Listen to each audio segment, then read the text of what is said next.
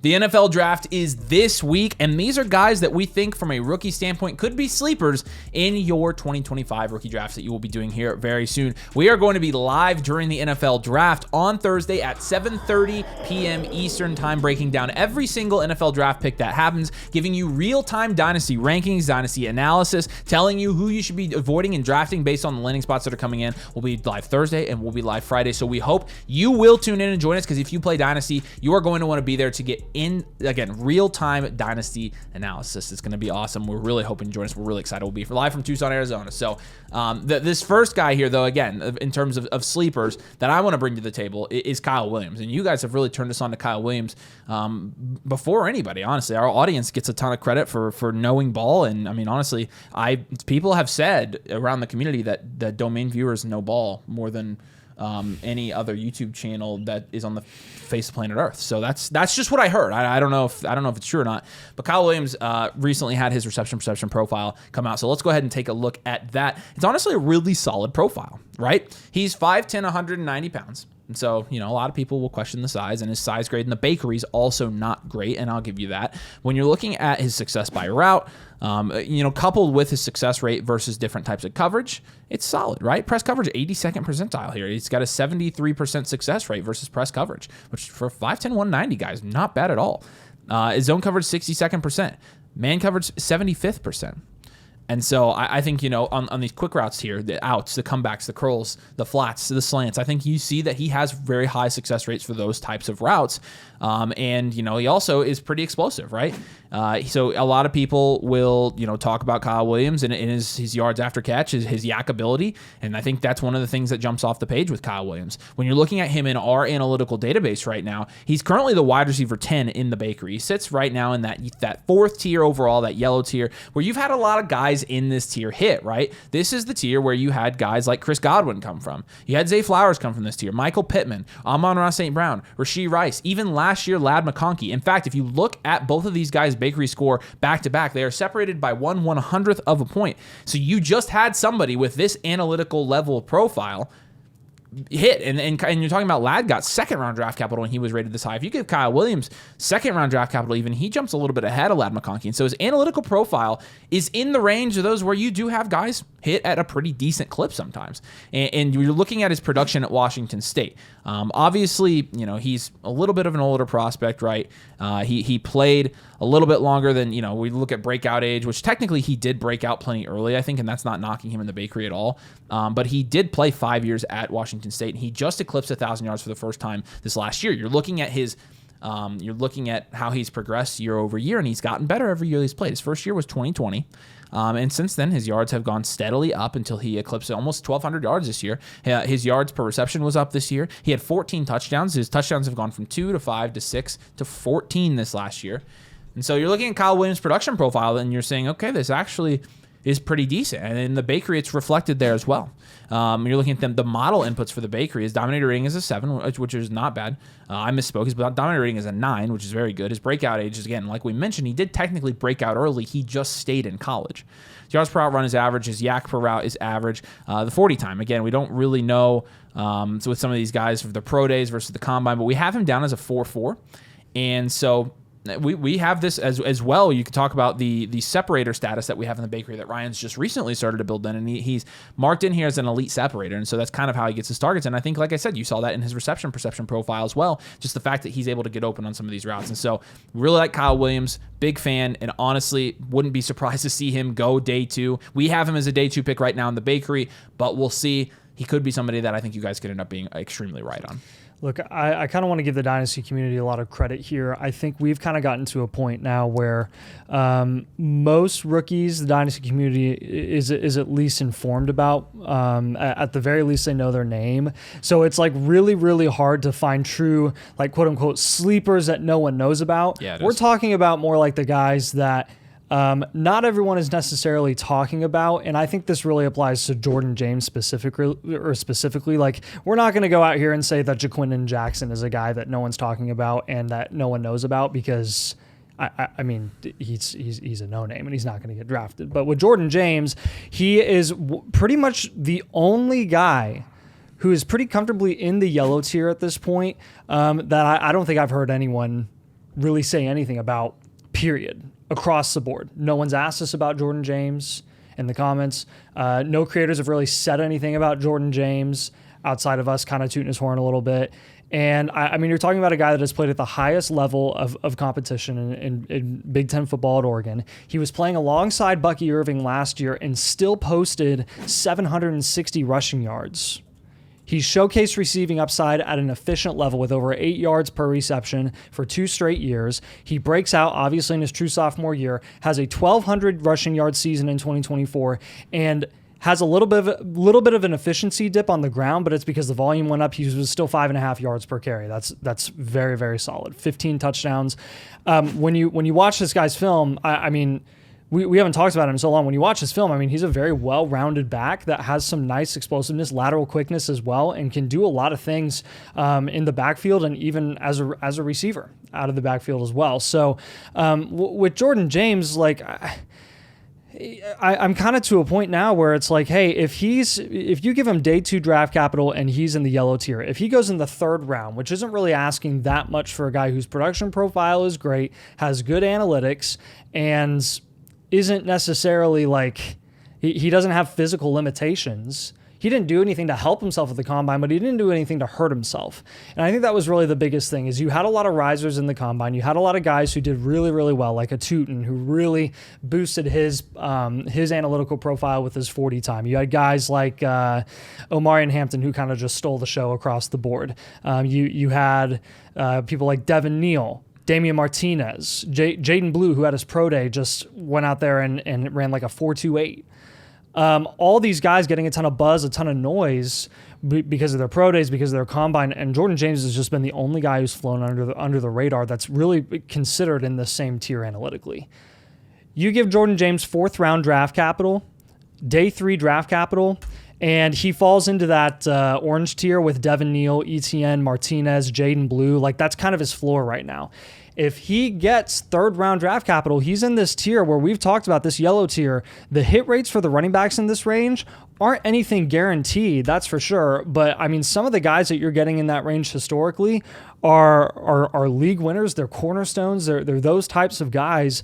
And that's the potential upside that you could see from like a hit rate perspective for someone like Jordan James, who, if he ends up in that yellow tier, he is going to be going way, way higher, not in just mock drafts, but like real money rookie drafts in your dynasty leagues. Jordan James is going to go probably early to mid-2nd round if he gets day 2 draft capital.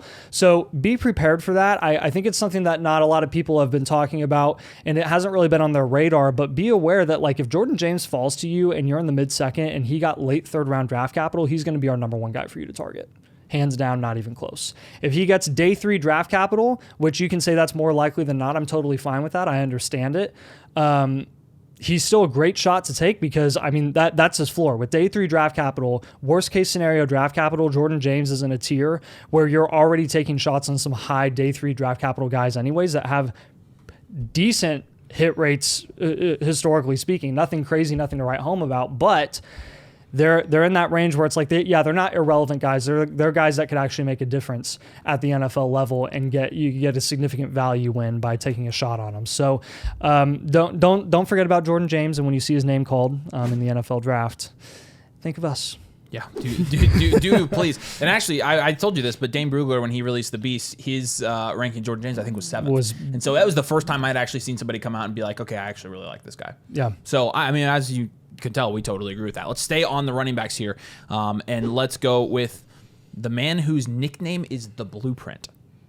As you can imagine, we like this guy. Special place in our heart. And Nathan kind of mentioned his name there, so Nathan kind of spoiled the whole thing. But running back 16 in the bakery, Jaden Blue out of Texas. Now, Jaden Blue is a little bit interesting here, because the recent news around Jaden Blue has been his 40 time, or his alleged 40 time, right? Because at the combine, it was like, okay, he ran a 4.4 unofficial, and then they're like, okay, it's a 4.38, and then it was like, okay, actually, Jaden Blue had a groin injury, so he's going to run at his pro day, and then he ran at his pro day, and everybody said it was a 4.25. So we're like, okay. If Jaden Blue ran a 4.25, I think we're talking about a pretty darn good prospect here. Yeah. I think either way, you're looking at a prospect that's at the very least, he's intriguing. 196 pounds, he's 5'9", But he really is somebody that when you're looking at his analytics, there's one thing that jumps off the page, and that's that in 2024, he had 42 receptions for 368 yards. He averaged 8.8 yards per reception, which is above the threshold we like, and also had 6 receiving touchdowns. He also had a career year on the ground. He had more carries than he had by double the amount he did the year before. 730 yards his last year at Texas as well. He also had 8 touchdowns. And so you're looking at his production. Even with that good production, you're looking at some of his inputs in the bakery not being that great. The dominator rating is a 2, but his receiving dominator is an 8. So you're looking at a guy where his 2 main strengths are his speed and his receiving upside. That sounds like somebody I want to take a shot on late in rookie drafts. From a running back perspective, that's really the skill set you look for in terms of guys you should be taking shots on. Do they have receiving upside? And Jaden Blue clearly does. He clearly has a receiving skill set. Now, again, the rest of his bakery score is kind of brought down by some of the other things here. His yards per carry wasn't great. Elusivity wasn't great. His yards after contact per attempt, not great. So it really is going to be a little bit draft capital dependent. Right now we have him at 5th round. If you give him 3rd round, he jumps up to like 13. So he's not getting any higher than that. And so analytically, I mean, even this, I think I'm comfortable saying that analytically Jaden Blue's not going to grade out super well. But I do think when you have the skill set that Jaden Blue has, potentially the speed that he has. Again, I don't know what his actual 40 time is. It's really hard to tell. I love it when we have guys that run at their pro day and then run at the combine and they're completely different. And we're like, okay, who do we believe, right? Right. But with Jaden Blue, is somebody we've liked for a long time. Like I said, somebody with a receiving upside, somebody that did produce his last year at Texas, was sitting behind and playing with some very good running back prospects at Texas as well. Like Brooks and Bijan. Yeah, and yeah, pretty solid. Brooks and Roshan. Yeah. I mean, Roshan was also in that room. So I think that in terms of guys whose skill set we like, I think Jaden Blue is definitely going to be up there, even though he's not going to be at the top of our running back rankings almost certainly unless he gets like crazy draft capital. Ty Felton, I have to give 100% credit to the Dynasty community for this one as well. You guys wouldn't leave us alone about Ty Felton in the early offseason, and he honestly ended up delivering really at the combine, and how he ultimately tested out there was very encouraging. He ran a 4.37 at the NFL combine, and like production-wise, he wasn't anything crazy at Maryland, honestly very similar to Kyle Williams, where he didn't really do anything wild production-wise until his last year in college in 2024. Now, for guys that have seen Ty Felton play in person, I mean, I don't think we ever denied that he was a pretty solid wide receiver, a very, very reliable top option in that offense, for that a wide receiver that anyone in the Big Ten would love to have. Sure. We just didn't really see the upside there. And I don't know if we still do, but what I will say is if this guy gets 3rd round draft capital, I mean, he's pretty dead set in this tier that is not too bad around the guys like Isaiah Bond, Torrey Horton. Ellick is also in this tier with like projected 3rd round draft capital. I mean, he's right there by Jack Besh, who a lot of people are in love with. Ty Felton, the biggest thing that we have a concern with him about is his size. Again, he's like 6'2", $180. So, I mean, you're worried about Kyle Williams being 5'11", 190. You're going to want to be a little more worried about Ty Felton and the fact that he's like kind of more of a toothpick. Now, his role in that offense, I thought, was a little bit limited in like what his route tree actually was in terms of his versatility there. But I can't lie. If this guy gets late 2nd, 3rd round draft capital, which we've seen him mocked multiple times in that range, he's a guy that could be a very viable 3rd, if not best case scenario, 2nd option in someone's offense if he really ends up being solid and really ends up working out at the NFL level.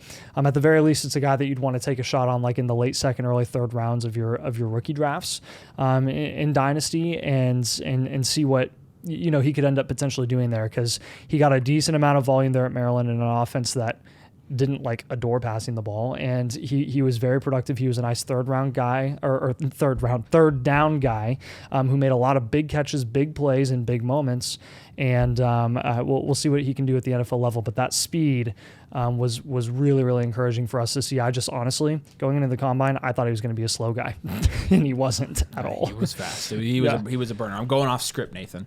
I'm changing my picks. Okay. I'm going with Torrey Horton from Colorado State, a guy that I really do think is a legitimate sleeper in this class. But I was like, we haven't really talked about Torrey Horton, so I think I'm going to do it. There are obviously some red flags with Torrey Horton, right? He's been in college for a long time. He played at Colorado State, so not a super great competition there. He's again older, but I wondered. I was like, I wonder if they did a reception perception profile on Torrey Horton. It came out today. He literally posted it today. So I've got the reception perception numbers, and they are good.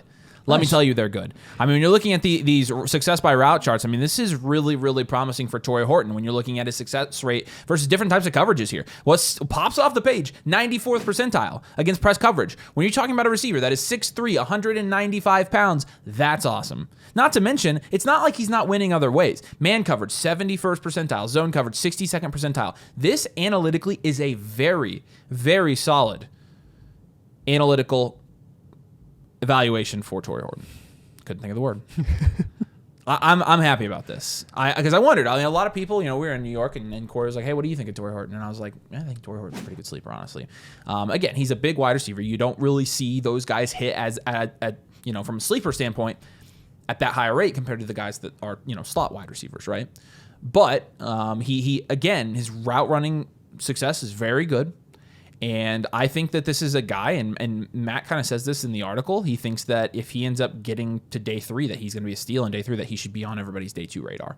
And I'm kind of with him there. When you're looking at our analytics on Torrey Horton, he's already the wide receiver 12 in the bakery with third-round draft capital, right? And so he's not going to go much higher than that because third-round draft capital, again, we already got him as day 2. You give him second, he jumps up to 10th, but that's pretty much where he's sitting. He's sitting in this tier with guys like, again, Dante Thornton, Isaiah Bond, Ty Felton, Alec Iomanner, Jack Besh, but everybody talks about Iomanner. Everybody talks about Jack Besh. And really, analytically, when you're looking at the bakery, Torrey Horton's actually higher than those guys.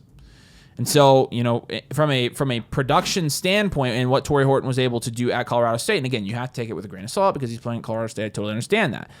But in 2022 and 2023, he posted back-to-back 1,000-plus yard seasons, both with 8 touchdowns. And this last year, he only had 26 receptions for 353 yards. But as you know, Torrey Horton got hurt this year.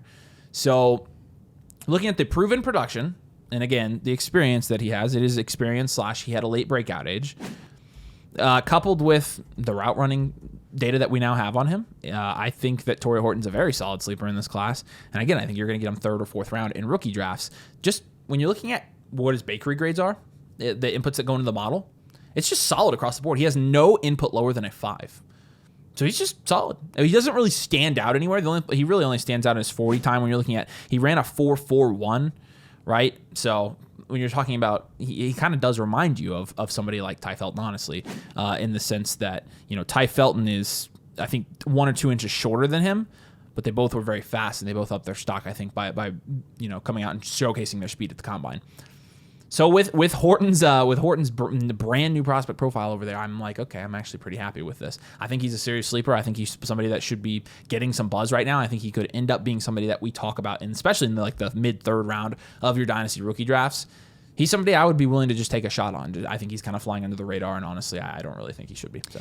Okay, so Dante Thornton is probably one of the most curious cases, I think, in this year's class because nothing really jumps off the page with his production profile literally at all. Like, he wasn't ultra productive in his early years. He obviously ends up he obviously ends up transferring to Tennessee after he played his first couple of years at Oregon.